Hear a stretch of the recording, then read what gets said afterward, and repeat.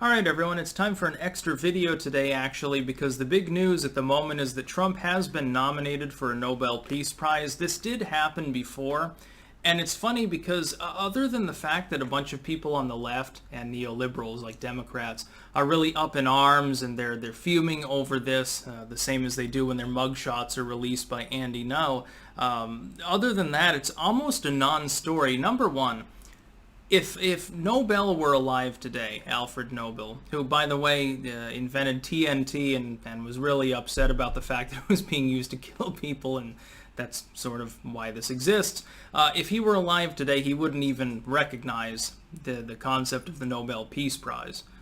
Maybe for math or science or something like that, but he wouldn't recognize the Peace Prize. Obama famously got one for existing, and that was quite some time ago at this point. That's number one. And number two, you've got to understand it's not really a big thing because these nominations are put forward fairly regularly by people who are serving in national politics. And it's funny to watch the legacy media say, well, and I can't pronounce the name of the Norwegian MP that actually put Trump's name forward. Gel, I think would be it, or Gele, or something like that. Apologies, I'm not, Scandinavian. I can't pronounce his name, but he put forth Trump's name for the Nobel Peace Prize, and the basis of this is the Israeli-UAE peace plan.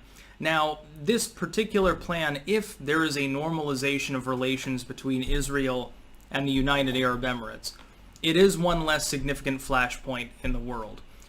He's been nominated before for a Nobel Peace Prize. I think there were several, according link in the description there. I think there were a couple of nominations of Trump that were rescinded because it wasn't exactly clear that they were properly put forward in the first place.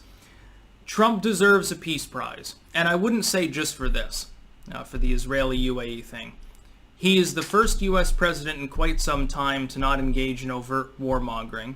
He's the first U.S. president since the 1950s, or at least the early 60s, depending on how you construe JFK's remarks, to call out the military-industrial complex, to call out war profiteers. He's the first president in quite some time, at least since kind of, you could argue, Ronald Reagan, but I would argue before that, who engaged in actual America Firstism and caring about the actual working class, middle class here, as opposed to invading other countries, taking their resources, blood for war, blood for oil, blood for profit. What I would say here is that Trump deserves it, but he should reject it. If in the off chance, and it's really, like a 1 in a million chance, if Trump is actually selected by the Nobel Committee, if he actually wins, and again, the chances are very remote. These people viscerally hate him. They're all globalists. They want a communistic world order. If by some miracle he manages to get through, he gets the Nobel Peace Prize, if I were Trump, I would reject it. What I would do is I would show up and I'd give a pretty little speech, prepackaged, about 30 seconds long, and say, look, Alfred Nobel wouldn't even support you people.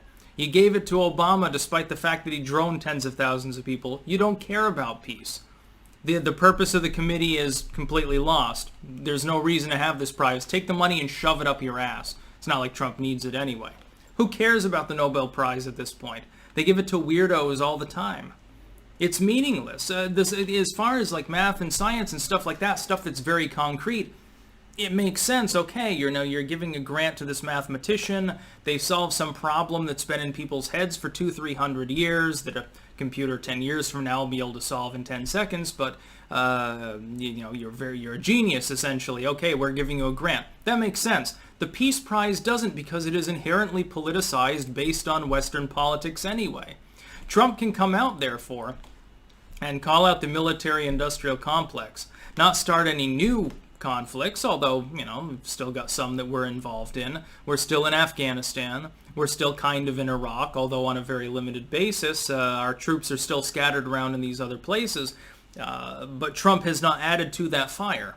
He has done everything possible to try to calm the world down. He has done a good job on that, but it doesn't really matter now, does it? Who cares what the Nobel Committee thinks?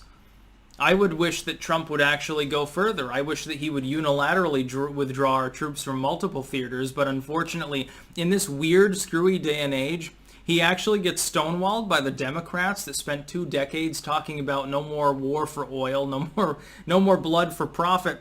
They stonewall him when he wants to withdraw troops now. It's really funny to see, actually. And it was funny, again, to see them call this Norwegian MP far right. The Guardian article and some of these others. Well, this far right MP nominated Trump for the Nobel Prize. Don't worry, everyone. It's not that it doesn't really mean anything. It does. It means that somebody in a legitimate governing position who has been duly elected on, a national level has decided that Trump should deserve this. There is a conversation to be had, but again, it goes way past the Israel-UAE thing. The Israel-UAE plan is good. The fact that they were willing to normalize relations and establish diplomatic contact, that's wonderful. That's one last nuclear flashpoint in the world. Israel has several hundred multi-megaton nuclear weapons with nuclear triggers that were taken from the United States, but we'll get past that for the moment. They have a large nuclear stockpile. It's on the order of India or Pakistan. It's bigger than what we see in North Korea, and everyone freaks out whenever they fire a missile. That being said, it's like a 1 in a million chance that Trump gets the Nobel Peace Prize. He deserves it, but it doesn't matter who deserves it. It matters who the Nobel Committee believes deserves it, and it's stacked with people who, by and large, they're not going to like Trump's populistic policies. If they give it to him, he should refuse it. He should stand on principle and troll them, and it would be the most legendary thing ever. And it'd be funny, just imagine a situation where he wins it, but then he loses the election, and civilian Trump goes in there and basically says, up yours. That would be pretty funny. That's about all. Peace out.